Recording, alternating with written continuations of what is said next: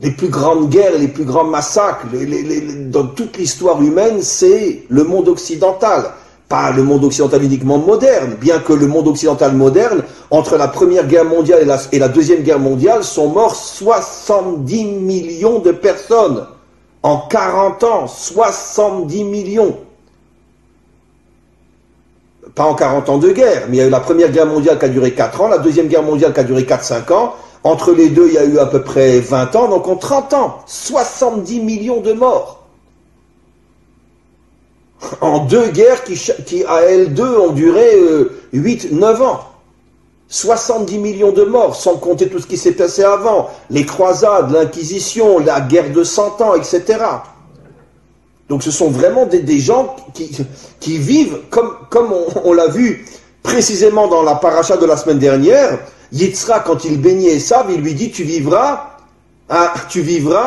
Bechar Becha Tirié, tu vivras avec ton épée à la main. L'Occident, c'est un peuple guerrier. D'ailleurs, j'expliquerai ce soir dans un autre cours qui sera aussi sur mon site, qu'en vérité, c'est la raison pour laquelle le monde occidental a adopté la religion chrétienne qui ne parle que d'amour et de bonté pour se créer une vitrine et cacher son véritable caractère. Parce que justement, le monde occidental est tellement violent, il est tellement assassin et meurtrier, qu'ils ont eu besoin de se créer une religion qui va nous faire croire tout le contraire de ce qu'ils sont véritablement sur le terrain.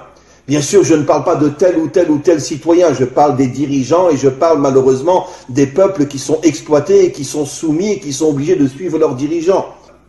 Mais quoi qu'il en soit, le monde occidental s'est attaqué comme jamais personne au peuple noir, parce qu'il semblerait que dans le subconscient ou même dans le conscient des dirigeants occidentaux, ils savaient que le peuple noir avait une mission qui allait mettre fin à toutes les dictatures et à tout le mal qu'il y a dans le monde, à toute cette corruption qu'il y a dans le monde, et c'est la raison pour laquelle ils ont tout fait pour les transformer en esclaves.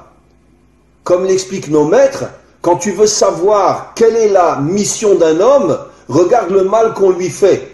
Si un homme est transformé en esclave, ça veut dire qu'il a une nature de roi. Et pourquoi on le transforme en esclave? Pour l'éloigner au maximum de sa mission d'être un roi, ou de dévoiler la royauté d'Hachem.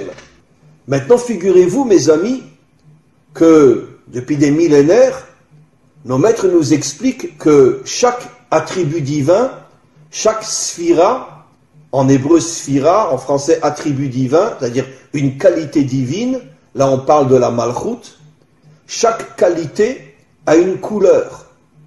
Et figurez-vous, quelle est la couleur de la malchoute?